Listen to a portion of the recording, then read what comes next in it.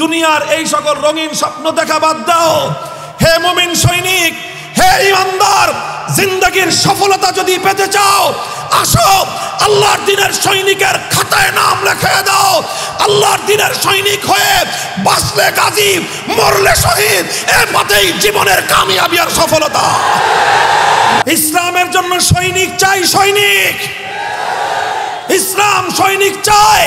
আল্লাহ পাক রব্বুল আলামিন তাদেরকেই পছন্দ করেন যারা তাদের রাত এবং দিনের সময়গুলোকে আল্লাহর দ্বীনের সৈনিক হওয়ার জন্য উৎসর্গ করতে প্রস্তুত। আল্লাহ তাদেরকেই চান যখন ইসলামের জন্য ঘাম ঝরাতে হবে তারা ঘাম ঝরাতে প্রস্তুত। আল্লাহ তাদেরকেই চান ইসলামের জন্য যখন প্রয়োজন হবে অশ্রু ঝরাতে তারা চোখের অশ্রু ঝরাতে প্রস্তুত। আল্লাহ তাদেরকেই চান আল্লাহর দ্বীনের জন্য যখন প্রয়োজন হবে বুকের তাজা রক্ত দেওয়ার তখন রক্ত দিতে প্রস্তুত থাকতে হবে। হে বাতিল শক্তি, তোমাদের কাছে আমাদের পয়গাম, স্পষ্ট পয়গাম শুনিয়ে রাখছি। আল্লাহর দ্বীনের উপর যদি কেউ আঘাত করতে চাও, আল্লাহর কোরআনের কোন বিধানের উপর যদি কেউ আঘাত করতে চাও, আল্লাহর নবীর ইজ্জতের উপর যদি কেউ আঘাত করতে চাও, আল্লাহর দ্বীনের উপর যদি কেউ আঘাত করতে চাও, সীসা ঢালা প্রাচীরের মতো শাহাদাতের সিঁড়ি বেয়ে লক্ষ কোটি মুসলমান জীবনের রক্ত দিবে। আল্লাহর দ্বীনের এতটুকু অসম্মান বরদাস্ত করবে না। হে মুসলমান, যদি ইমানদার হয়ে থাকো, সচ্চা ইমানদার হয়ে থাকো, দল ততক্ষণ করবা যতক্ষণ দল ইসলামের বিপক্ষে না দাঁড়ায়। নেতার আনুগত্য ততক্ষণ করবা যতক্ষণ নেতার আনুগত্য নেতা ইসলামের বিপক্ষে না দাঁড়ায়। আর যদি কখনো তোমার নেতা তোমার দল ইসলামের বিপক্ষে দাঁড়ায়, শিরকের পক্ষে দাঁড়ায়, তাওহীদের বিপক্ষে দাঁড়ায়, হে ইমানদার, তৎক্ষণাৎ দল আর নেতাকে স্পষ্ট পয়গাম দিয়ে দিবা, ঈমান বিক্রি করে রাজনীতি করতে প্রস্তুত না। আল্লাহর কোরআন থেকে প্রমাণ হয় যেই কুলাঙ্গার আল্লাহর নবীর ইজ্জতের উপর আঘাত করবে তাকে হত্যা করতে চাওয়ার নামই হলো ঈমান। নবীর ইজ্জতের উপর যে আঘাত করবে, আল্লাহর নবীর শানে যে গুস্তাখি করবে, যে আল্লাহর নবীকে কটাক্ষ করবে, কটূক্তি করবে, বিশ্ব সভ্যতায় সবচেয়ে জঘন্যতম অপরাধী সে। সেই অপরাধীকে খতম করার নাম হলো ঈমান। সেই অপরাধীকে যদি কেউ প্রশ্রয় দিতে চায় সে কোনোদিনও মুসলমানদের বন্ধু হতে পারে না, বন্ধু হতে পারে না। যারা আল্লাহর দ্বীনের সৈনিক হবে, যারা আল্লাহর দ্বীনকে হেফাজত করবার জন্য আল্লাহর দ্বীনের সৈনিকের তালিকায় নিজের নাম লিপিবদ্ধ করবে, কোনো এই ধরনের অপবাদের ভয়ে সে ভীত হবে না। তার পরিষ্কার কথা হবে, তুমি আমাকে মৌলবাদী বলতে পারো, তুমি আমাকে জঙ্গিবাদী বলতে পারো, তুমি আমাকে মোল্লা বলে গালি দিতে পারো, তুমি আমাকে কাঠ মোল্লা বলে গালি দিতে পারো, তুমি আমাকে অনেক কিছুই বলতে পারো, কিন্তু মনে রাখো এক আল্লাহকে যখন রাজি করবার সিদ্ধান্ত নিয়েছি, দুনিয়ার আর কাউকে রাজি করে আল্লাহকে নারাজ করতে পারবো না। হে মুসলমান, আসো তালিকাভুক্ত হও, নিজের নাম লেখাও। দুনিয়ার কোন রাজনৈতিক দলের সদস্য ফরম পূরণ করে নয়, নিজের নাম লেখাও আল্লাহর দ্বীনের চিরন্তন সৈনিক হওয়ার তালিকার মধ্যে। আমি আপনাদের সম্মুখে কোরআনে পাক থেকে একটি আয়াত তেলাওয়াত করেছি। আয়াতের বিষয়বস্তু হলো আল্লাহ পাক রব্বুল আলামিন তার দ্বীনের জন্য, ইসলামের জন্য কেমন সৈনিক, কেমন মর্দে মুজাহিদ আল্লাহর কাছে প্রিয়, আল্লাহ পাক রব্বুল আলামিন তাদের বৈশিষ্ট্য এবং তাদের কিছু পরিচয় বর্ণনা করেছেন। আল্লাহ বলেছেন, যারা আল্লাহর দ্বীনের পথে চলছো, যারা মুমিন মুসলমান, তোমাদেরকে আল্লাহ পাক রব্বুল আলামিন মেহেরবানি করে ইসলামের পতাকা তলে শামিল হওয়ার তৌফিক দিয়েছেন। এটা আল্লাহ পাকের বড়ই মেহেরবানি। ব্যাপারটা এমন নয় যে আমরা ইসলামের জন্য কিছু কাজ করতে পারলে ইসলামের অনেক উপকার করে ফেললাম, আল্লাহর অনেক উপকার করে ফেললাম। ব্যাপারটা এমন নয়, বরং ব্যাপারটা হলো আল্লাহ রাব্বুল আলামিন আমাদেরকে ইসলামের পথে যদি কিছু কাজ করার তৌফিক দান করেন, সেটাই আমাদের জন্য বড় সৌভাগ্যের বিষয়। কেউ যদি মনে করে যে আমি ইসলামকে, আল্লাহকে অনেক উপকার করে ফেলছি, আমার দ্বারাই ইসলাম টিকে আছে, আমি না থাকলে তো ইসলাম থাকবে না, কারো মধ্যে যদি এমন অহংবোধ সৃষ্টি হয়, এমন অহংকারী মনোভাব সৃষ্টি হয়, তাহলে তাকে লক্ষ্য করে আল্লাহর কোরআনের স্পষ্ট পয়গাম হলো এই যে দুনিয়াতে যদি কেউ একথা মনে করে যে আমাকে ছাড়া আল্লাহর দ্বীন চলবে না, তাহলে আল্লাহ পাক রব্বুল আলামিন একথা প্রমাণ করে দিবেন যে আল্লাহর দ্বীন দুনিয়াতে কোনো ব্যক্তির মুখাপেক্ষী নয়, বরং দুনিয়ার সমস্ত মানুষ আল্লাহর দ্বীনের মুখাপেক্ষী। কেউ যদি চিন্তা করে আল্লাহর দ্বীন আমার মুখাপেক্ষী, অসংখ্য দৃষ্টান্ত রয়েছে। আল্লাহ পাক রব্বুল ইজ্জত ঘাড় ধাক্কা দিয়ে, গলা ধাক্কা দিয়ে অনেককে দূরে সরিয়ে দিয়েছেন। যারা মনে করেছিল আমাদেরকে বাদ দিয়ে জমিনে কোনো কিছু হতে পারে না, যারা মনে করেছিল আমাদেরকে বাদ দিয়ে কোনো কল্যাণমূলক কাজ হতে পারে না, যারা মনে করেছিল আমাদেরকে মাইনাস করলে বড় কোনো কিছুই বাস্তবায়িত হতে পারে না, আল্লাহ পাক রব্বুল আলামিন ইসলামের প্রথম যুগ থেকে অসংখ্য অগণিতবার একথা প্রমাণ করে দিয়েছেন। যারাই একথা মনে করে যে আমাকে মাইনাস করলে বড় কিছু হবে না, আল্লাহ পাক রব্বুল আলামিন তাদেরকে মাইনাস করে অনেক ছোটদের দ্বারা আল্লাহ বড় কাজ করে নিয়েছেন। মক্কার জমিনে যখন আল্লাহর রাসূল সাল্লাল্লাহু আলাইহি ওয়াসাল্লাম দ্বীনের পয়গাম নিয়ে এসেছিলেন, ইসলামের ঝান্ডা নিয়ে আল্লাহর নবী এসেছিলেন, তখন মক্কার কায়েমি স্বার্থবাদীরা মনে করেছিল যে আমরা যদি এই ইসলামের পক্ষে না দাঁড়াই তাহলে এই ইসলাম কিছুই করতে পারবে না। মক্কার বড় বড় নেতা, বড় বড় প্রভাবশালী, বড় বড় সম্পদশালী, যাদেরকে কায়েমি গোষ্ঠী বলা হয়, সেই সকল প্রভাবশালী গোষ্ঠীরা মনে করেছিল যে আমরা কোনো একটা বিষয়ের বিপক্ষে থাকলে সেটা এই জমিনের মধ্যে কোনোদিন মাথাচাড়া দিয়ে উঠতে পারবে না। এটা মনে করে মক্কার সমস্ত প্রভাবশালী ব্যক্তিরা, সম্পদশালী ব্যক্তিরা, মক্কার নেতৃত্বের অধিকারী ব্যক্তিরা একজোট হয়েছিল যে তারা তাদের মাটিতে, তাদের ভূমিতে আল্লাহর দ্বীন, আগত নতুন ইসলামকে তারা মক্কার মাটিতে প্রতিষ্ঠিত হতে দেবে না।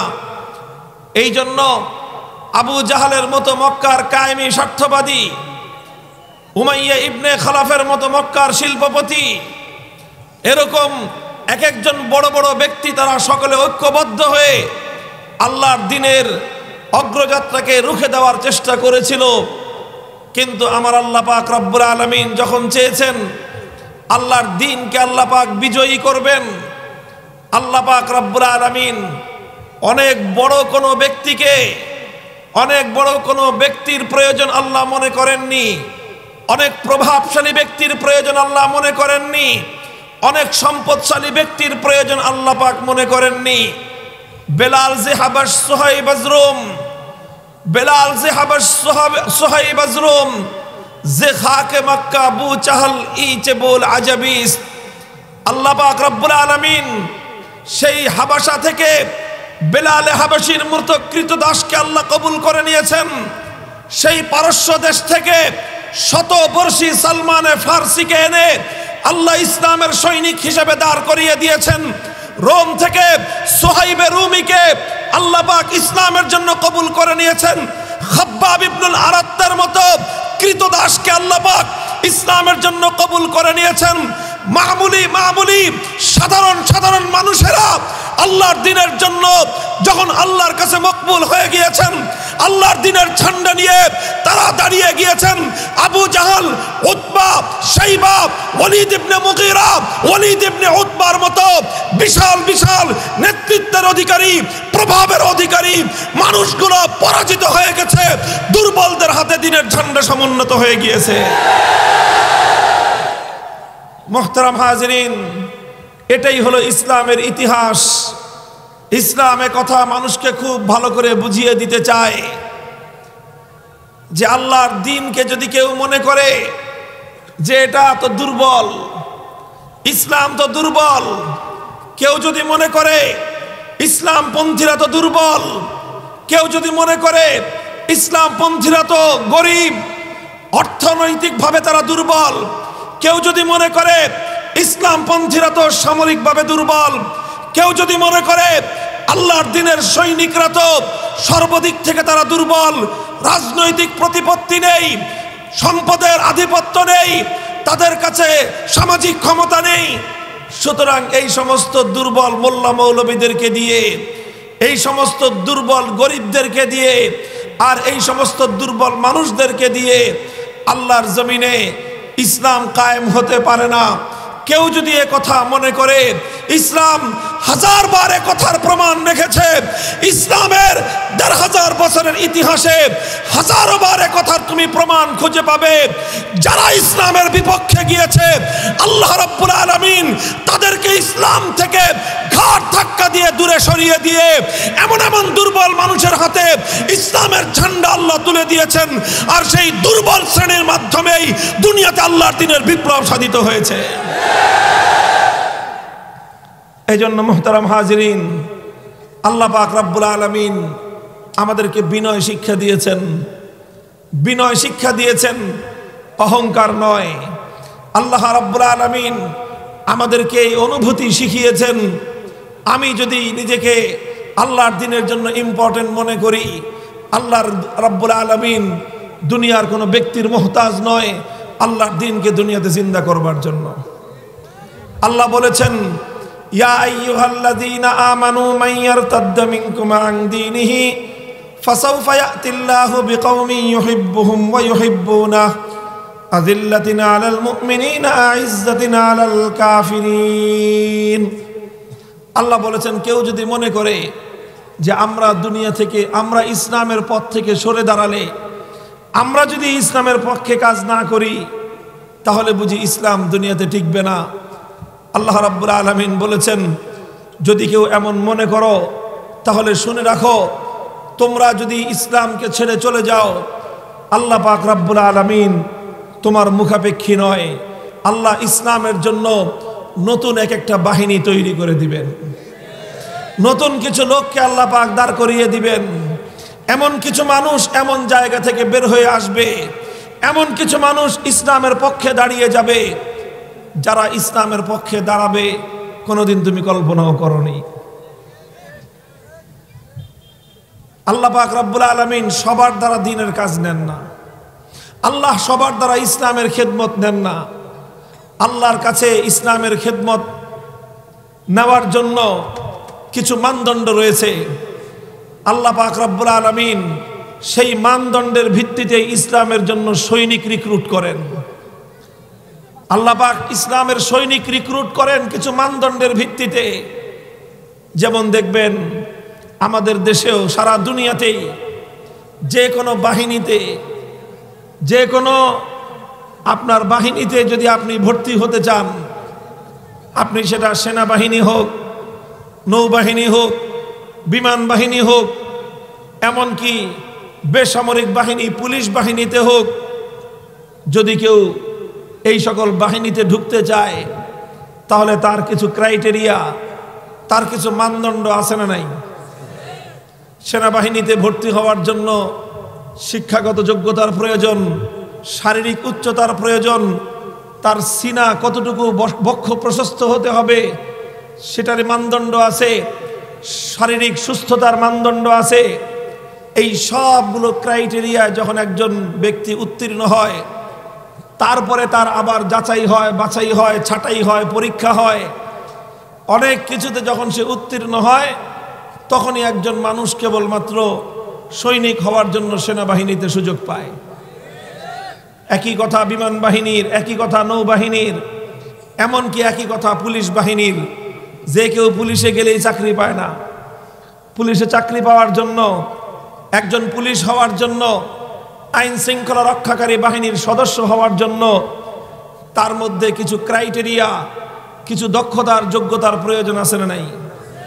মুহতারাম হাজিরিন, দুনিয়ার সাধারণ একটা রাষ্ট্রের সৈনিক হতে হলে, একটা দেশের সেনাবাহিনীর সদস্য হতে হলে, নৌবাহিনী বিমান বাহিনীর সদস্য হতে হলে, এমনকি বেসামরিক পুলিশ বাহিনীর সদস্য হতে হলে যদি কিছু যোগ্যতার প্রয়োজন হয়, কিছু ক্রাইটেরিয়ার প্রয়োজন হয়, তাহলে যাদেরকে দিয়ে আল্লাহ পাক রব্বুল আলামিন তার সুমহান দিন দুনিয়াতে কায়েম করবেন, সেই দিনের সৈনিকদের জন্য কি কোনো ক্রাইটেরিয়া, কোনো মানদণ্ড নাই? কোনো যোগ্যতার দরকার নেই? অবশ্যই যোগ্যতার দরকার আছে। কি সেই যোগ্যতা? অনেক টাকা পয়সাওয়ালা হতে হবে? কি সেই যোগ্যতা? অনেক সম্মানিত বংশের লোক হতে হবে? কি সেই যোগ্যতা? চেহারা সুরত অনেক সুন্দর হওয়া লাগবে? কি সেই যোগ্যতা? শারীরিক সক্ষমতা অনেক বেশি লাগবে? না, আল্লাহর দ্বীনের সৈনিক হওয়ার জন্য এই সকল যোগ্যতাকে আল্লাহ পাক মানদণ্ড হিসেবে বিবেচনা করেননি। এই সকল যোগ্যতাকে আল্লাহ পাক মানদণ্ড হিসেবে বিবেচনা করেননি। আল্লাহ পাক রব্বুল আলামিন, আমি কোরআনে পাকের যে আয়াত তেলাওয়াত করেছি, এই আয়াতের মধ্যে ইসলামের একজন সৈনিকের জন্য 6টি মানদণ্ড আল্লাহ পাক বর্ণনা করেছেন। 6টা ক্রাইটেরিয়া, 6টা শর্ত লাগবে। যার মধ্যে এই 6 শর্ত পাওয়া যাবে, আল্লাহ পাক রব্বুল আলামিন তাকে দ্বীনের সৈনিক হিসেবে কবুল করবেন। আল্লাহ বলেছেন, তোমরা যদি ইসলামের কাজ না করো, ছেড়ে দাও, চলে যাও, দরকার নাই তোমার। ইসলাম এমন এক জিনিস, খুব ভালো করে বুঝবেন, ইসলাম এমন এক জিনিস, ইসলাম কোনো গোষ্ঠীর মুখাপেক্ষী নয়, কোনো ব্যক্তির মুখাপেক্ষী নয়। ইসলাম হলো দুয়ার খোলা আছে, হরকে খাহি গো বিয়াবো, হরকে খাহি গো বেরাও, হরকে খাহি গো বিয়াবো, হরকে খাহি গো বেরাও, দারোগিরো হাজবো দরবাদরি দরগাহে নিস, দারোগিরো দারোগিরো দরবাদরি দরগাহে নিস। যার ইচ্ছা ইসলামের কাজ করতে পারো, যার ইচ্ছা ইসলাম থেকে দূরে সরে যেতে পারো। মনে রেখো, ইসলামের কাজ করলে ইসলামের ফায়দা হবে, এটা বড় কথা নয়, বরং ইসলামের পক্ষে আসলে তোমার ভাগ্য চমকে যাবে। মনে রেখো, ইসলাম থেকে দূরে সরে গেলে ইসলামের ক্ষতি হয়ে যাবে, বিষয় সেটা নয়, বরং ইসলামের কাছ থেকে তুমি দূরে সরে গেলে তোমার কপাল পুড়বে। কথা পরিষ্কার, কথা পরিষ্কার। কেউ যেন আল্লাহর জমিনে কথা মনে না করেন যে আপনি ইসলামের পক্ষে না দাঁড়ালে ইসলামের কাজ হবে না। কেউ যেন কথা মনে না করেন আপনাকে বাদ দিয়ে আপনার জমিনে কোনো কিছু হতে পারে না।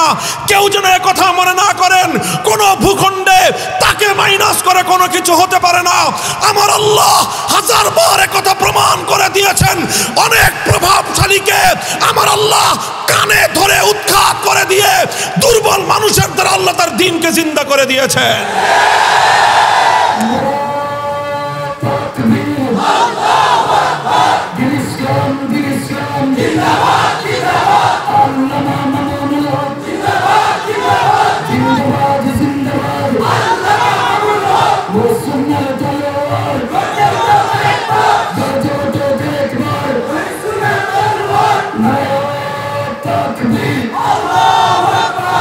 ইসলামের সৈনিক হওয়ার জন্য শর্ত কয়টা? কয়টা শর্ত? 6 শর্ত। একটা একটা করে বলবো, সময় অল্প, মনে রাখবেন। আর এই 6 শর্ত নিজের মধ্যে অর্জন করার চেষ্টা করবেন। ইনশাআল্লাহ আল্লাহ আপনাকে ইসলামের সৈনিক হিসেবে রিক্রুট করে নেবেন। ফাসাউফা ইয়াতিল্লাহু বিকওমি ইউহিব্বুহুম ওয়া ইউহিব্বুনাহ। এক নম্বর শর্ত হলো আল্লাহর প্রিয় পাত্র হওয়া লাগবে। কি লাগবে? আল্লাহর কাছে মাহবুব হওয়া লাগবে, আল্লাহর কাছে পছন্দনীয় হওয়া লাগবে। আল্লাহ যাকে তাকে ইসলামের সৈনিক হিসেবে ভর্তি করান না। সর্বপ্রথম সৈনিক হলো আপনাকে দেখে আল্লাহর পছন্দ হওয়া লাগবে। যদি আল্লাহর পছন্দ না হয় তাহলে আপনি যেই হন না কেন আল্লাহ পাকের দ্বীনের সৈনিকের খাতায় আপনার নাম উঠবে না। এটা হলো এক নম্বর বৈশিষ্ট্য। কার পছন্দ? আল্লাহর পছন্দনীয় ব্যক্তি হওয়া লাগবে, এটা প্রথম বৈশিষ্ট্য। দুই নম্বর বৈশিষ্ট্য হলো ওয়া ইউহিব্বুনা, আল্লাহর মাহবুব হওয়া লাগবে, আল্লাহর প্রিয় পাত্র হওয়া লাগবে। এটা হলো ইসলামের সৈনিকের প্রথম বৈশিষ্ট্য। ইসলামের সৈনিকের দ্বিতীয় বৈশিষ্ট্য হলো আল্লাহকে ভালোবাসতে হবে, হৃদয় দিয়ে অন্তরটাকে উজাড় করে দিয়ে আল্লাহ রাব্বুল আলামিনকে মুহাব্বত করতে হবে, আল্লাহকে ভালোবাসতে হবে। পরস্পর একসঙ্গে দুটি বৈশিষ্ট্য। আল্লাহ তোমাকে ভালোবাসতে হবে, তুমিও আল্লাহকে ভালোবাসতে হবে। যখন আল্লাহ তোমাকে ভালোবাসবে, তুমিও যখন আল্লাহকে ভালোবাসবে, উভয় পক্ষ থেকে যখন ভালোবাসাবাসি পাওয়া যাবে, উভয় পক্ষ থেকে যখন আল্লাহর সঙ্গে বান্দার মুহাব্বত আর ভালোবাসার সম্পর্ক হবে, তখনই কেবলমাত্র একজন মানুষ আল্লাহর প্রিয় দ্বীনের সৈনিক হিসাবে মকবুল হতে পারে। এখানে একটা প্রশ্ন তৈরি হয় যে হুজুর, আমি আল্লাহকে ভালোবাসি, এটা তো আমার ব্যাপার, এটা আমার সিদ্ধান্তের ব্যাপার, আমি কাকে ভালোবাসবো? কথা বলেন। আমি আল্লাহকে ভালোবাসি, এই যোগ্যতা তো আমি নিজে অর্জন করলাম যে আমি হৃদয় দিয়ে আল্লাহকে ভালোবাসলাম। কিন্তু আল্লাহ আমাকে ভালোবাসা, আল্লাহর পছন্দনীয় হওয়া, এটা তো আর আমার হাতে নাই, এটা তো আল্লাহর হাতে। এটা কার হাতে? তাহলে আমি এই ক্রাইটেরিয়ার এই যোগ্যতা অর্জন করব কিভাবে? কথা বুঝেন নাই? আমি আল্লাহর কাছে প্রিয় পাত্র হব, তারপরে আল্লাহ আমাকে তার সৈনিকের খাতায় নাম লিখবেন। তো এখন আল্লাহ আমাকে প্রিয় পাত্র বানাবেন কি বানাবেন না, সেটা আমার সিদ্ধান্তের বিষয় না আল্লাহর সিদ্ধান্তের বিষয়? তাহলে যেই বিষয়টা আমার নিজের এখতিয়ারে নয়, যেটা আমার নিজের আয়ত্তে নয়, আমি সেই গুণ সেই বৈশিষ্ট্য হাসিল করব কিভাবে? প্রশ্নটা বোঝা গেল? প্রশ্নটা বোঝা গেল? আবার বলছি, দেখেন, ইসলামের সৈনিক হওয়ার জন্য সর্বপ্রথম বৈশিষ্ট্য হলো আল্লাহর পছন্দনীয় হতে হবে। পছন্দ করবেন কে? তো এখন আল্লাহ কাকে পছন্দ করবেন সেটা আমার আর আপনার এখতিয়ারের বিষয় না আল্লাহর ইচ্ছার বিষয়? তো যেটা আল্লাহর ইচ্ছার বিষয়, আমার কোনো এখতিয়ারের বিষয় নয়, সেই যোগ্যতা আমি অর্জন করব কিভাবে? প্রশ্নের জবাব হলো আল্লাহ রাব্বুল আলামিন কাকে পছন্দ করেন, কখন পছন্দ করেন, বিষয়টা অস্পষ্ট নয়, বরং বিষয়টা আল্লাহ পাক স্পষ্ট করে দিয়েছেন যে আল্লাহর পছন্দনীয় মানুষের তালিকায় কারা কারা আছে। এটা আল্লাহ পাক স্পষ্ট করে দিয়েছেন। কোরআনে পাকের মধ্যে দুই জায়গায় দুটি কথার মাধ্যমে আল্লাহর পছন্দনীয় কারা আল্লাহ পাক রব্বুল আলামিন তাদের বৈশিষ্ট্য বর্ণনা করে দিয়েছেন। এক নম্বর পছন্দনীয় কারা, কুল ইন কুনতুম তুহিব্বুনাল্লাহা ফাত্তাবিউনি ইউহিব্বুকুমুল্লাহ। আল্লাহর কোরআন বলতেছে, ওগো আল্লাহর পয়গম্বর, আপনি দুনিয়ার মানুষকে বলে দিন, তোমরা যদি আল্লাহকে ভালোবাসতে চাও তাহলে আমি আল্লাহর রাসূলের সুন্নতের অনুসরণ করো। তুমি যদি আল্লাহর রাসূলের অনুসরণ করো, তুমি যদি সুন্নতের তাবেদারি করো, তাহলে যখনই তুমি আল্লাহর রাসূলের আদর্শকে আঁকড়ে ধরবে, ইউহিব্বুকুমুল্লাহ, স্বয়ং আল্লাহ তোমাকে ভালোবাসতে থাকবেন। সুতরাং কোন মানুষ যদি আল্লাহর প্রিয় হতে চায় তার উপায় হলো ইত্তেবায়ে সুন্নতে রাসূলিল্লাহ। কেউ যদি আল্লাহর প্রিয় পাত্র হতে চায় তাহলে তার উপায় হলো আল্লাহর রাসূলের সুন্নতের অনুসরণ করা। যে ব্যক্তি নবীর সুন্নতের অনুসরণ করবে না সে আল্লাহ পাকের প্রিয় পাত্র হতে পারে না। এটা হলো একটা ক্রাইটেরিয়া যেইভাবে আল্লাহ পাক তার বান্দাকে পছন্দ করেন এবং ভালোবাসেন।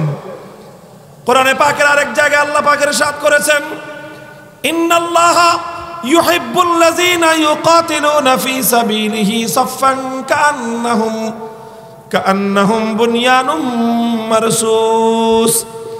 আমার আল্লাহ পাক রব্বুল আলামিন কাকে ভালোবাসেন, কাকে আমার আল্লাহ পছন্দ করেন, আমার আল্লাহ পাক রব্বুল আলামিন কোরআনে পাকের মধ্যে স্পষ্ট বলে দিয়েছেন, যারা আল্লাহর পথে সীসা ঢালা প্রাচীরের ন্যায়, আল্লাহর রাহে সীসা ঢালা প্রাচীরের ন্যায় অবিচল হয়ে অটল এবং অনড় হয়ে আল্লাহর রাস্তায় যারা লড়াই করে, আমার আল্লাহ পাক রব্বুল আলামিন তাদেরকে মহব্বত করেন এবং ভালোবাসেন।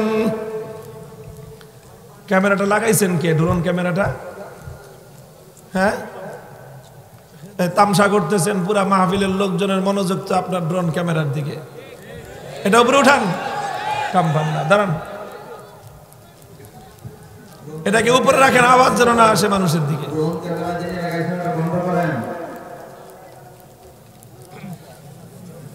এদিকে এদিকে নজর দেন। তাহলে আল্লাহ কাকে ভালোবাসেন সেই হিসাবে কোরআন থেকে আমরা তার দুটি পরিচয় পেলাম। এক নম্বর পরিচয় হলো আল্লাহর মাহবুব হওয়ার জন্য, আল্লাহর প্রিয় পাত্র হওয়ার জন্য আল্লাহর রাসূলের সুন্নতের অনুসরণ করা জরুরি। আল্লাহ পাক রব্বুল আলামিন দুনিয়াবাসীর কাছে স্যাম্পল দিয়েছেন যে দেখো এই যে আমার রাসূল, এটা হলো আমার প্রিয়তম হওয়ার স্যাম্পল। তুমি তোমার জীবনকে আমার রাসূলের সাথে মিলাও, এই মডেল অনুযায়ী তোমার জীবনকে বানাও, আমি আমার পছন্দের তালিকায় তোমাকে অন্তর্ভুক্ত করে নিব। আছে না, বড় বড় কোম্পানি অর্ডার দেয় যে আমাকে 1000 পিস বানায় দাও, এই জিনিস একটা স্যাম্পল দিয়ে দেয়, বলে যে এই যে চায়নার কাছে নিয়ে যায় অনেকে আমাদের বাংলাদেশের, যে আমার একটা মোবাইল বানায় দিবেন, একটা স্যাম্পল দিয়ে দেয়, বলে যে এই স্যাম্পল অনুযায়ী আমাকে 10 লক্ষ 10,000 এরকম মাল তৈরি করে দিবেন। মালটা যদি স্যাম্পল অনুযায়ী হয় কোম্পানি মাল নিবে, স্যাম্পল অনুযায়ী যদি মাল না হয় কোম্পানি ওই মাল পছন্দ করবে না। আল্লাহ পাক রব্বুল আলামিন এই দুনিয়াবাসীর কাছে স্যাম্পল হিসেবে দিয়ে দিয়েছেন, লাকাদ কানা লাকুম ফি রাসূলিল্লাহি উসওয়াতুন হাসানাহ, লাকাদ কানা লাকুম ফি রাসূলিল্লাহি উসওয়াতুন হাসানাহ। আল্লাহর রাসূল মুহাম্মদ সাল্লাল্লাহু আলাইহি ওয়াসাল্লামের জীবনেই রয়েছে তোমাদের জন্য সর্বোত্তম আদর্শ। স্যাম্পল। হে উম্মতে মুহাম্মাদিয়া, আল্লাহর প্রিয় পাত্র হতে চাও, আল্লাহর নিকট মাহবুব হতে চাও, নিজের জিন্দগিকে সুন্নতে রাসূলের ধাঁচে, নিজের জিন্দগিকে আল্লাহর পয়গম্বর মুহাম্মদ আরবি সাল্লাল্লাহু আলাইহি ওয়াসাল্লামের ডায়াস অনুযায়ী নিজের জিন্দগিকে গঠন করো। মাথার মধ্যে রাসূলের সুন্নত নাই, চেহারার মধ্যে নবীর আদর্শ নাই, লিবাসের মধ্যে নবীর আদর্শ নাই, 3.5 হাত বডির মধ্যে নবীর আদর্শ নাই, পরিবারের জিন্দগির মধ্যে নবীর আদর্শ নাই, তোমার সামাজিক জিন্দগিতে নবীর আদর্শ নাই, ব্যবসা বাণিজ্যের মধ্যে নবীর আদর্শের অনুকরণ নাই, রাষ্ট্র এবং রাজনীতির মধ্যে নবীর আদর্শের রাজনীতি নাই, আবার দাবি করো যে আমি আল্লাহর রাসূলের খাঁটি উম্মত, আমি রাসূলের আশিক, এই কথাটা তোমার কথা এবং কাজের মধ্যে মিল পাওয়া গেল না। এজন্য ভাই আল্লাহর দ্বীনের সৈনিক তো হতে চাই আমরা নাকি? আপনারা এই যে আজ পঙ্গপালের মতো এখানে জড়ো হয়েছেন, অনেকে এসেছেন মামুনুল হকের নাম শুনে, কথা বলেন। আমি জানি এটা আমার কোনো ব্যক্তিগত ক্যারিশমা না, আমার ব্যক্তিগত কোনো কেরামতিও না, এবং এটা আমার ব্যক্তিগত কোনো অর্জনও না। আপনারা কেন ভালোবেসেছেন আমাকে? আপনারা যখন শুনেছেন, যখন দেখেছেন যে এই লোকটা হকের কথা দারাজ কণ্ঠে উচ্চারণ করে, সে বাতিলের সামনে মাথা নত করেনি আপনাদের ধারণা অনুযায়ী। এই কারণেই আপনারা আমাকে ভালোবেসেছেন। যদি কোনোদিন দেখেন অথবা কোনোদিন যদি শুনেন, আল্লাহ না করুন, আল্লাহ না করুন, আমি হকের পক্ষে কথা বলি না, তাহলে সেই দিন আপনারা আমাকে ছুঁড়ে ফেলতে এক মুহূর্ত বিলম্ব করবেন না, এবং বিলম্ব করা উচিত না। আমার এবং আপনার এই মহাব্বত একমাত্র কার জন্য? আল্লাহর জন্য। কাজেই আমাদের প্রথম টার্গেট হলো হাই মিয়া, জিন্দেগি আর কি আছে? করোনা ভাইরাস যেভাবে এসেছিল মনে তো করছিলাম সারা দুনিয়া লন্ডভন্ড, লন্ডন কায়েত হয়ে গেছে, আমেরিকা চিত হয়ে গেছে, ইউরোপিয়ান ওয়ার্ল্ড উবুত হয়ে পড়ে গেছে, সারা দুনিয়া এক করোনা ভাইরাসের সামনে ধরাশায়ী হয়ে গেছে। আমাদের বাংলাদেশ সম্পর্কে অনেকেই আগাম আশঙ্কা প্রকাশ করেছিল, এই দেশের মানুষ যেইভাবে ঠাসাঠাসি করে ওয়াজ মাহফিল শুনে, যেইভাবে ঠাসাঠাসি করে কওমি মাদ্রাসায় পড়াশোনা করে, যেইভাবে ঠাসাঠাসি করে বিভিন্ন বস্তিতে আর রেল লাইনে থাকে, এই দেশে যদি করোনা ভাইরাস আসে এক এক দিনে হাজার হাজার না লক্ষ লক্ষ মানুষের লাশ নাকি জমিনের মধ্যে পড়ে থাকবে। এই আশঙ্কা, এই ধরনের সংবাদ আমাদের দেশে ছড়ানো হয়েছিল। কি বলেন? যদি এরকম ভাইরাস আসতোই তাহলে জিন্দেগির রঙিন স্বপ্ন সব মুহূর্তের মধ্যেই খতম হয়ে যেত। এই ভাইরাস আসে নাই, আরেক নতুন ভাইরাস করোনা আসে নাই, মারণা যে কোনো মুহূর্তে চলে আসতে পারে। কাজে আমি বহু আগে থেকেই বলতেছি, দুনিয়ার এই সকল রঙিন স্বপ্ন দেখা বাদ দাও। হে মুমিন সৈনিক, হে ইমানদার, জিন্দেগির সফলতা যদি পেতে চাও, আসো আল্লাহর দ্বীনের সৈনিকের খাতায় নাম লিখে দাও। আল্লাহর দ্বীনের সৈনিক হয়ে বাঁচলে গাজী, মরলে শহীদ, এ পথেই জীবনের কামিয়াবি আর সফলতা।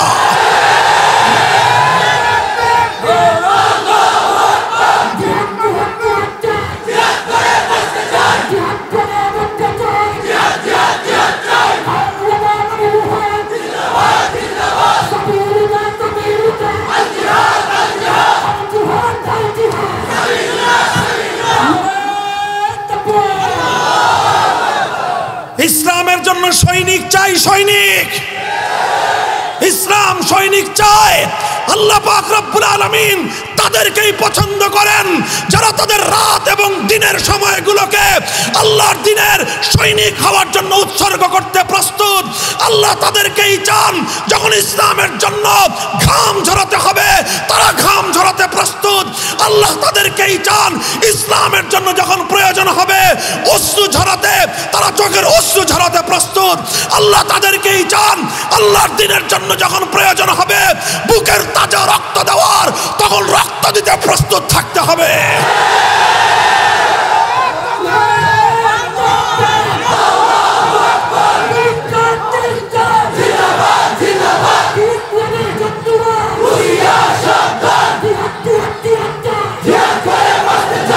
দেখবেন শুধু আবেগ দিয়ে আল্লাহর দ্বীনের সৈনিক হওয়া যায় না। শুধু আবেগ নয়, আবেগ দিয়ে হঠাৎ করে উত্তেজিত হয়ে যাওয়ার নাম আল্লাহর দ্বীনের সৈনিক হওয়া নয়। আল্লাহর দ্বীনের সৈনিক হওয়া মানে হলো তিলে তিলে আগুনে পুড়িয়ে নিজেকে খাঁটি সোনা হিসেবে প্রমাণিত করা। এক নম্বর, আমাকে আর তোমাকে যেই যোগ্যতা অর্জন করতে হবে সেটা হলো আল্লাহর পছন্দনীয় হওয়ার মাপকাঠিতে উত্তীর্ণ হতে হবে। আল্লাহর পছন্দনীয় হওয়ার জন্য দুই সিফাত তোমাকে হাসিল করতে হবে। এক নম্বর সিফাত হলো আল্লাহর রাসূলের সুন্নাত অনুযায়ী জিন্দেগি গঠন করতে হবে। দুই নম্বর হলো আল্লাহর প্রিয় পাত্র হওয়ার জন্য সীসা ঢালা প্রাচীরের মতো বাতিলের সামনে বুক টান করে দাঁড়িয়ে যেতে হবে। হে বাতিল শক্তি, তোমাদের কাছে আমাদের পয়গাম, স্পষ্ট পয়গাম শুনিয়ে রাখছি। আল্লাহর দ্বীনের উপর যদি কেউ আঘাত করতে চাও, আল্লাহর কোরআনের কোন বিধানের উপর যদি কেউ আঘাত করতে চাও, আল্লাহর নবীর ইজ্জতের উপর যদি কেউ আঘাত করতে চাও, আল্লাহর দ্বীনের উপর যদি কেউ আঘাত করতে চাও, সীসা ঢালা প্রাচীরের মতো শাহাদাতের সিঁড়ি বেয়ে লক্ষ কোটি মুসলমান জীবনের রক্ত দিবে, আল্লাহর দ্বীনের এতটুকু অসম্মান বরদাস্ত করবে না। এই মানসিকতা যাদের থাকবে আল্লাহ তাদেরকে পছন্দ করবেন। তাহলে আল্লাহর পছন্দনীয় কিভাবে হওয়া যায় বোঝা গেল সুন্নতের অনুসরণ, আল্লাহর দ্বীনের জন্য শাহাদাতের শপথ গ্রহণ। বলেন, আমার সাথে বলেন, আল্লাহর পছন্দনীয় হওয়ার জন্য দুই জিনিস লাগবে, সুন্নতের অনুসরণ, শাহাদাতের শপথ গ্রহণ। সুন্নতের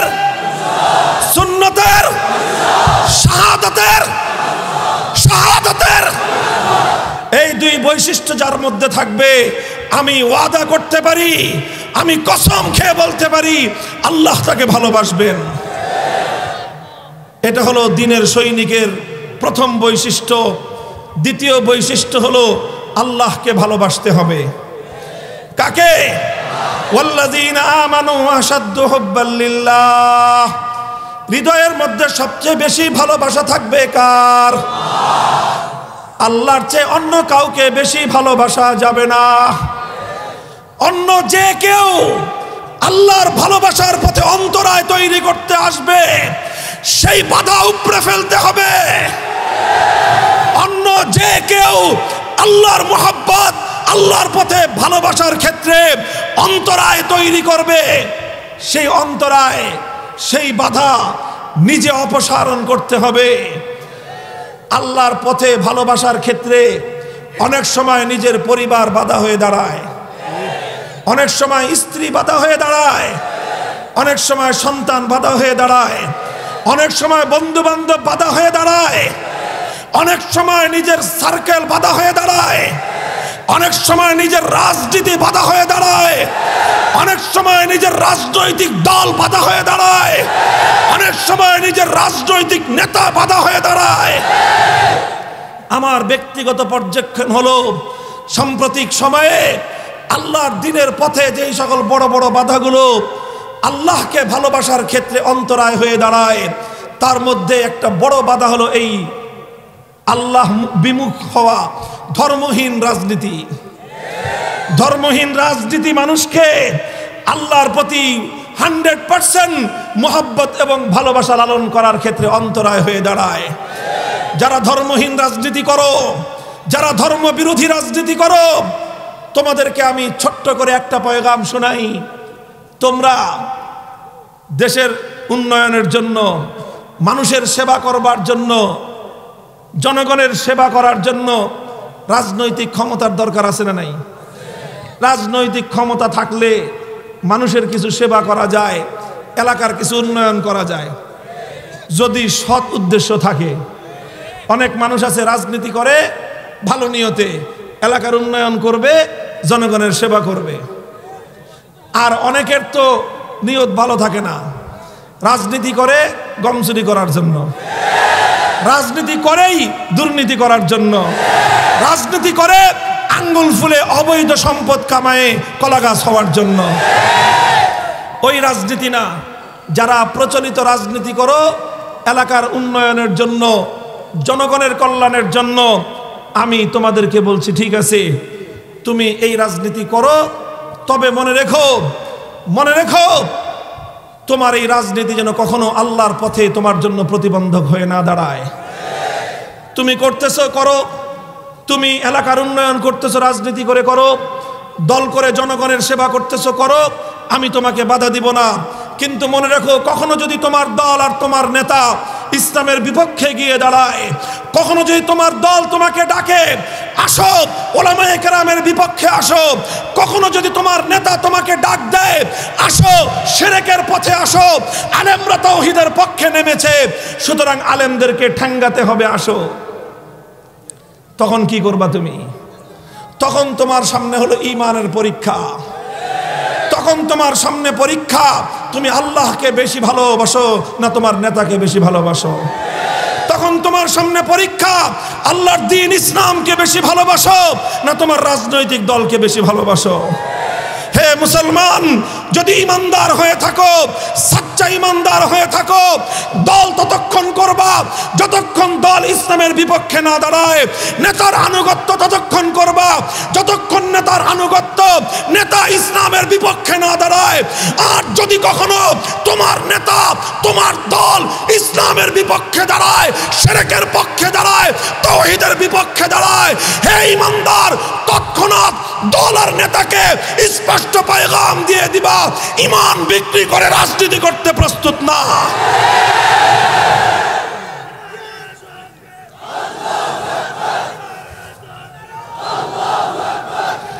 প্রস্তুত আছেন তো ইনশাআল্লাহ? কয় বৈশিষ্ট্য গেল?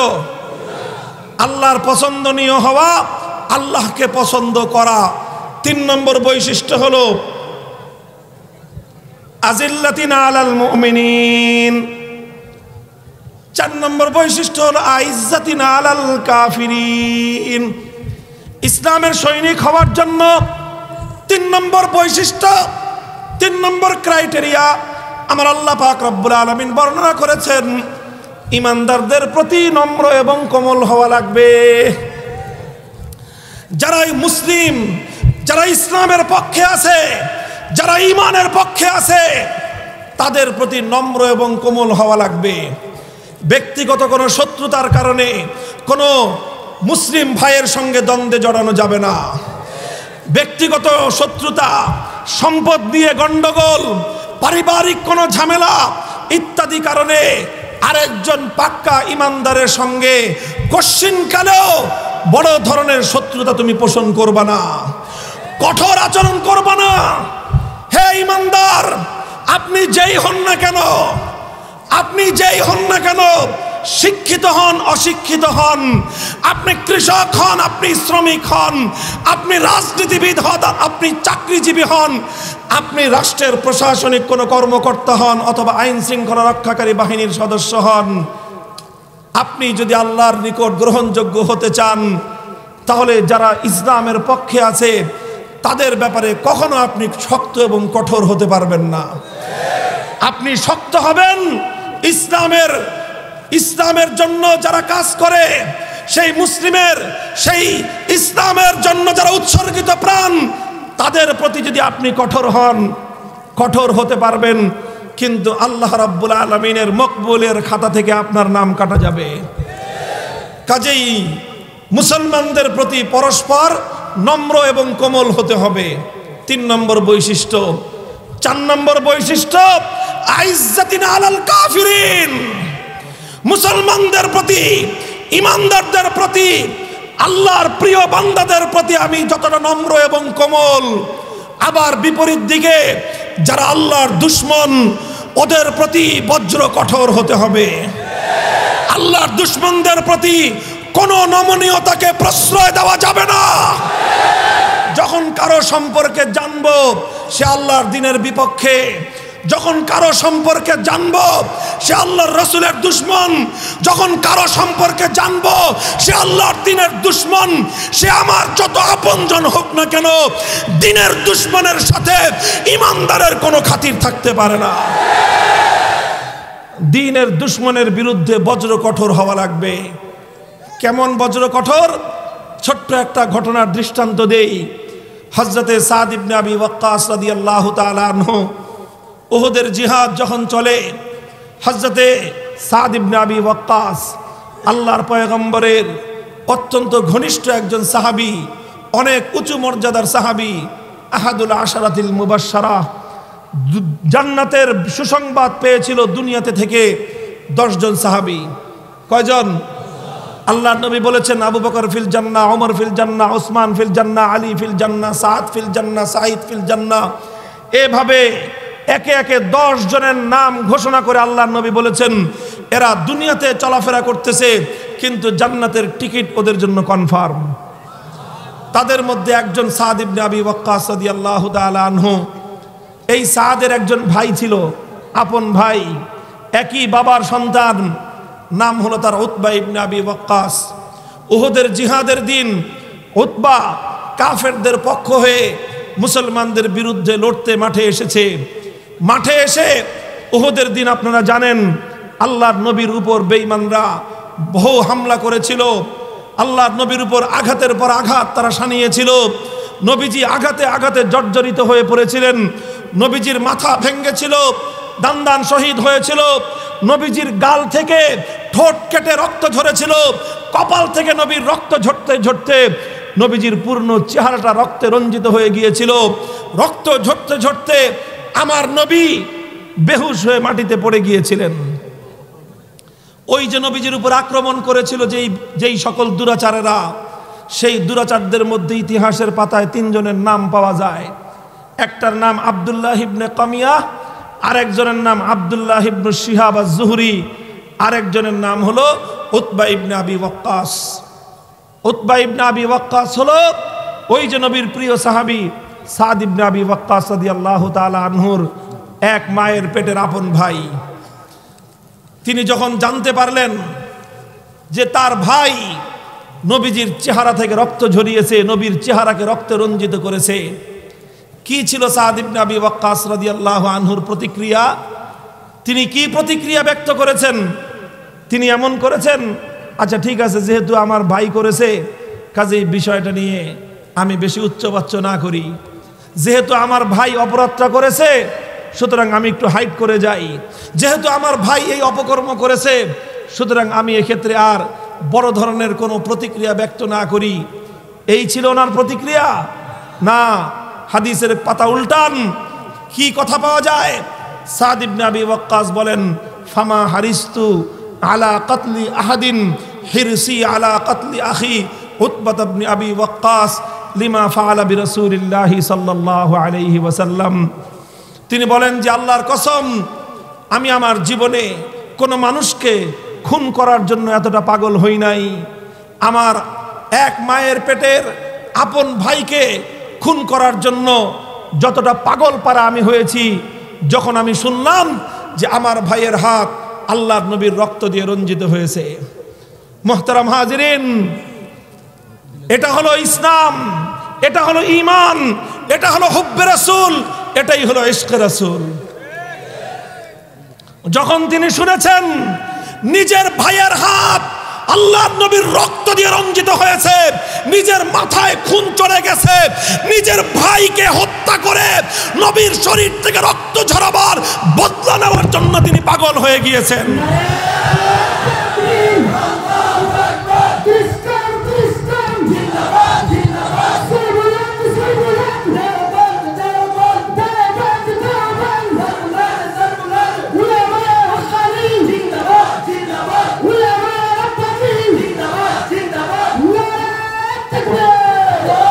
আল্লাহর কোরআন পরিষ্কার বলে দিয়েছে, আমিনু কামা আমানান নাস। হে ঈমানদার, তোমার ঈমান কেমন হতে হবে? ঈমানের জন্য মানদণ্ড হলো নবীর সাহাবীদের ঈমান যেমন ছিল তোমার ঈমান তেমন হতে হবে। তোমার ঈমান যদি সাহাবীদের মতো ঈমান না হয় আল্লাহর দরবারে সেই ঈমান মকবুল হবে না। সাহাবায়ে কেরাম মেয়ারে হক, তারা সত্যের মাপকাঠি। সাহাবায়ে কেরামের ঈমান কিয়ামত পর্যন্ত আনেওয়ালা মানব জাতির জন্য ঈমানের মাপকাঠি। সুতরাং তোমার ঈমান হতে হবে সাহাবীওয়ালা ঈমান, আমার ঈমান হতে হবে সাহাবীওয়ালা ঈমান। সাহাবীওয়ালা ঈমান কেমন?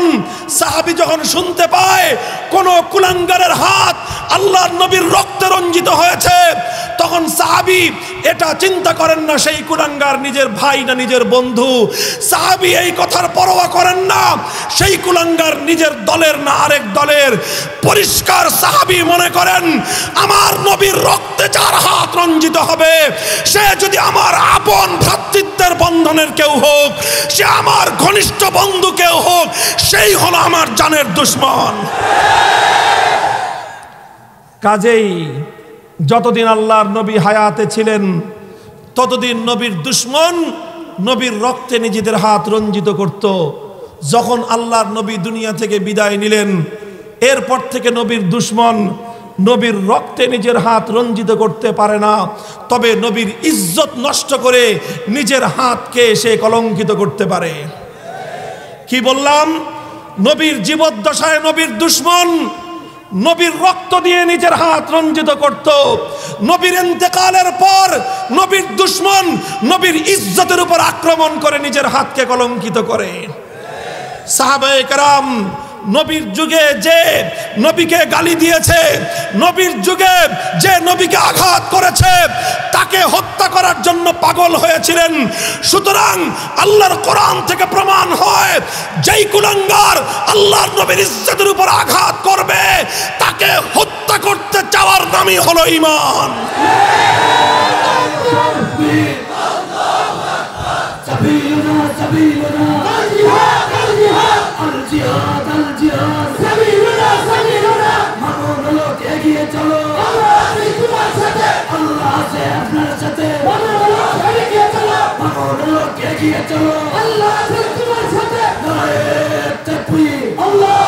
মুহতারাম হাজিরিন, কাজেই এটা আমাদের স্পষ্ট পয়গাম, কোন কুলাঙ্গার যদি আল্লাহর নবীর ইজ্জতের উপর আঘাত করে, সে হলো আল্লাহর আসমানের নিচে জমিনের উপরে এই পৃথিবীতে সবচেয়ে জঘন্যতম নরকের কীট। নবীর ইজ্জতের উপর যে আঘাত করবে, আল্লাহর নবীর শানে যে গুস্তাখি করবে, যে আল্লাহর নবীকে কটাক্ষ করবে, কটূক্তি করবে, বিশ্ব সভ্যতায় সবচেয়ে জঘন্যতম অপরাধী সে। সেই অপরাধীকে খতম করার নাম হলো ঈমান। সেই অপরাধীকে যদি কেউ প্রশ্রয় দিতে চায়, সে কোনোদিনও মুসলমানদের বন্ধু হতে পারে না, বন্ধু হতে পারে না।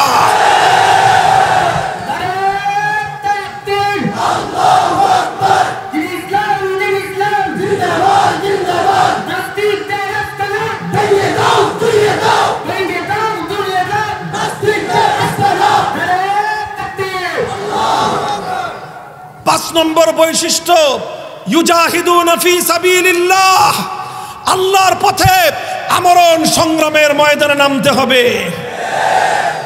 দিনের সৈনিক হবা, দিনের সৈনিক হতে চাইলে, ইসলামের সৈনিক হতে চাইলে তোমাকে আল্লাহর দিনের জন্য আজীবন এক সংগ্রামের শপথ নিতে হবে। 6 নম্বর বৈশিষ্ট্য হলো ওয়ালা ইয়াখাফুনা ফিল্লাহি লাউমাতা লাইম, আল্লাহর পথে চলতে গেলে অনেকে তোমাকে তিরস্কার করবে, অনেকে তোমাকে মৌলবাদী বলে গালি দিবে, অনেকে তোমাকে মোল্লা বলে গালি দিবে, অনেকে তোমাকে জঙ্গিবাদী বলে গালি দেওয়ার চেষ্টা করবে, অনেকে তোমাকে মোল্লা বলে কটাক্ষ করবার চেষ্টা করবে। যারা মুসলমানদের, যারা আল্লাহর দ্বীনের সৈনিক হবে, যারা আল্লাহর দ্বীনকে হেফাজত করবার জন্য আল্লাহর দ্বীনের সৈনিকের তালিকায় নিজের নাম লিপিবদ্ধ করবে, কোনো এই ধরনের অপবাদের ভয়ে সে ভীত হবে না। তার পরিষ্কার কথা হবে, তুমি আমাকে মৌলবাদী বলতে পারো, তুমি আমাকে জঙ্গিবাদী বলতে পারো, তুমি আমাকে মোল্লা বলে গালি দিতে পারো, তুমি আমাকে কাঠ মোল্লা বলে গালি দিতে পারো, তুমি আমাকে অনেক কিছুই বলতে পারো, কিন্তু মনে রাখো, এক আল্লাহকে যখন রাজি করবার সিদ্ধান্ত নিয়েছি, দুনিয়ার আর কাউকে রাজি করে আল্লাহকে নারাজ করতে পারবো না। কয়টা বৈশিষ্ট্য? 6টা। আবার নম্বর ওয়াল বলতেছি। 1 নম্বর, আল্লাহর প্রিয় হতে হবে। আল্লাহর প্রিয় হওয়ার জন্য নবীর সুন্নতের অনুসরণ, শাহাদাতের শপথ গ্রহণ। 2 নম্বর বৈশিষ্ট্য, আল্লাহকে ভালোবাসতে হবে। 3 নম্বর বৈশিষ্ট্য হলো মুমিনদের জন্য নম্র কোমল হতে হবে। 4 নম্বর বৈশিষ্ট্য, ইসলামের দুশমনদের বিরুদ্ধে বজ্র কঠোর হতে হবে। 5 নম্বর বৈশিষ্ট্য, আমরণ সংগ্রামে আত্মনিয়োগ করতে হবে। 6 নম্বর বৈশিষ্ট্য, আল্লাহর দ্বীনের কাজ করতে গেলে অনেক বাধা আসবে, অনেক গালিগালাজ শুনতে হবে, অনেক অপবাদ সইতে হবে। কোনো অপবাদ শুনে, কোনো গালিগালাজ শুনে আল্লাহর দ্বীনের পথ থেকে সরে দাঁড়ানো যাবে না। রাজি আছেন তো ইনশাআল্লাহ? হে মুসলমান, আসো, তালিকাভুক্ত হও, নিজের নাম লেখাও।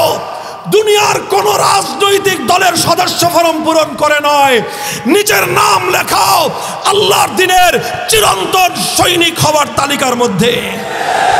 6 বৈশিষ্ট্য অর্জন করো, ইনশাআল্লাহ সুম্মা ইনশাআল্লাহ মালহামে আজিমা সমাগত। এক বিশাল লড়াই হবে, লড়াই। সেই লড়াইয়ে এক পক্ষে থাকবে কুফর, আরেক পক্ষে থাকবে ঈমান। সেই লড়াইয়ে এক পক্ষে থাকবে তাওহীদ, আরেক পক্ষে থাকবে শিরক। সেই লড়াইয়ে এক পক্ষে থাকবে হক, আরেক পক্ষে থাকবে বাতিল। সেই বাতিলের বিপক্ষে, সেই শিরকের বিপক্ষে, সেই কুফরের বিপক্ষে জীবন দিতে হলে জীবন দিয়ে, রক্ত দিতে হলে রক্ত দিয়ে, শাহাদাতের তামান্না নিয়ে আমরণ লড়াইয়ের ময়দানে অবতীর্ণ হতে কারা কারা প্রস্তুত থাকবে ইনশাআল্লাহ?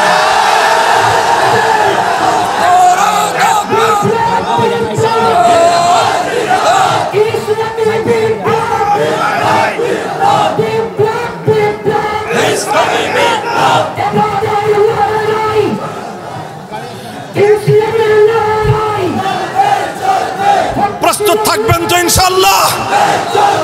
প্রস্তুত থাকবেন তো ইনশাআল্লাহ? হে মুসলমান, আমরা একটা পয়গাম বাতিলকে দিয়ে দিতে চাই।